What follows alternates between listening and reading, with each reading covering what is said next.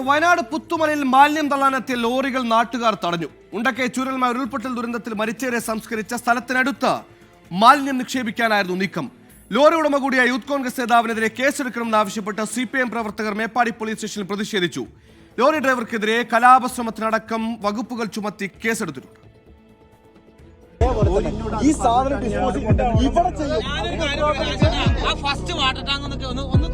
ചെയ്യും.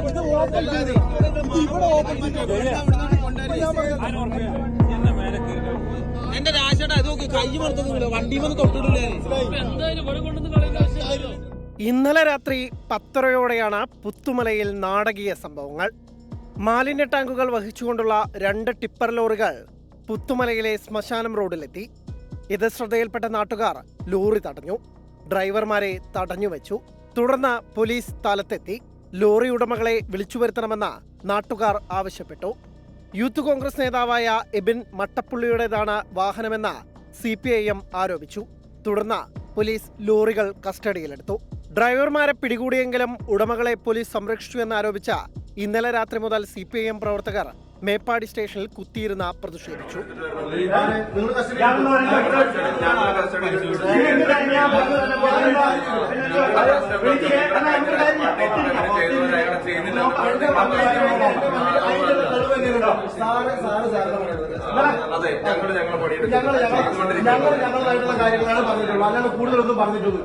രാവിലെ CPIM മുൻ ജില്ലാ സെക്രട്ടറി P. ഗഗാറിൻ ഉൾപ്പെടെയുള്ളവർ DYSPയുമായി ചർച്ച നടത്തി. എബിൻ, ഷാജി എന്നിവരെ പ്രതി ചേർത്ത് പോലീസ് കേസെടുത്തു. പൊതുസ്ഥലത്ത് മാലിന്യം തള്ളാനുള്ള ശ്രമം, ബോധപൂർവം കലാപം സൃഷ്ടിക്കാനുള്ള ശ്രമം തുടങ്ങിയ ഭാരതീയ ന്യായ സംഹിതയിലെ വകുപ്പുകൾ ഉൾപ്പെടുത്തിയാണ് കേസെടുത്തിരിക്കുന്നത്. 24 വയനാട്.